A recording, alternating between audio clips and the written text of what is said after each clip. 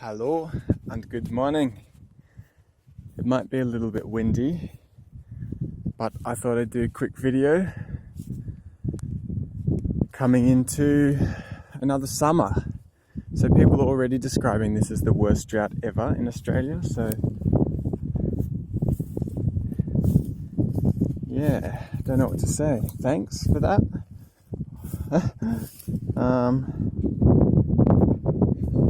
Because it seems pretty clear that it's so bad as a result of human activity.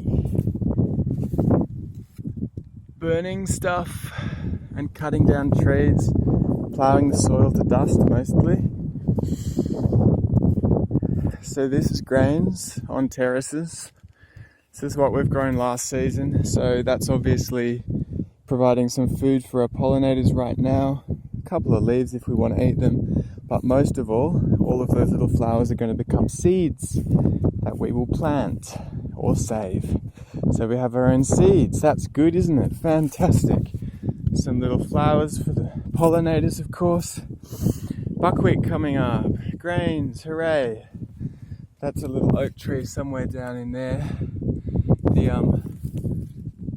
The kangaroos pruned it heavily.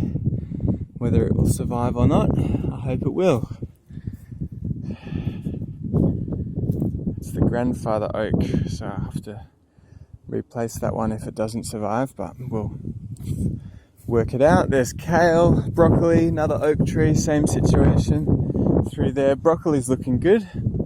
Look at this. Ripening broccoli. That looks fantastic, doesn't it? And look, we've got a bee eating its food right there as we speak. How good's that? How good are bees on flowers that you grow for them so they can eat? So you don't need to buy beehives from other regions coming on a truck. It's just mad. That's what they do here, all the farmers. Oh yeah, that's best practice, mate. Come on. Grow some flowers. It's not that hard. Look, here's more flowers. Calendula. They've been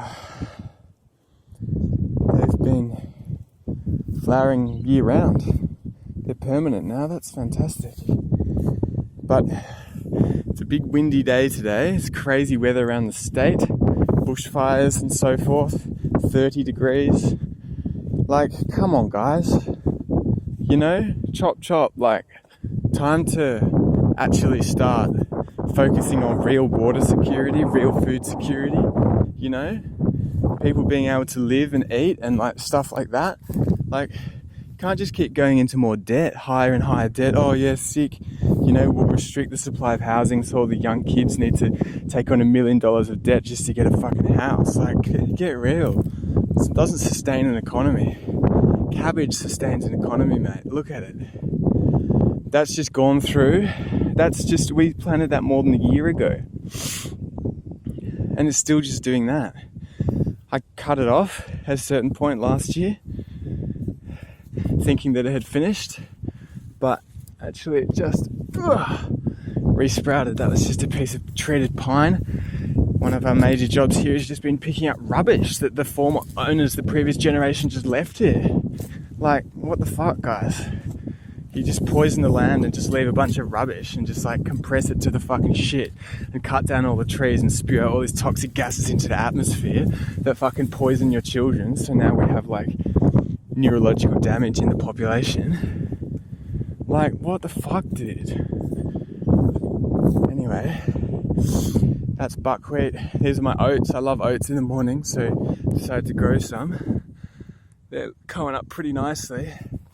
Like, the soil's drier than I would like, but it's looking pretty good, honestly. I'm not losing any to wind. It's just sitting there. It's at least wet enough for that. Yeah, anyway, I'm planting today.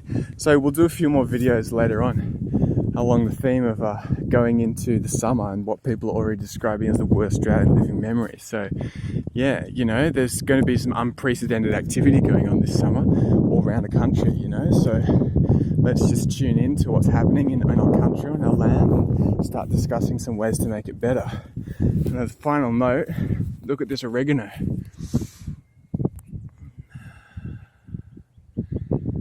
how good is oregano? Peas. Yep. Food security, ladies and gentlemen. Flowers for the bees.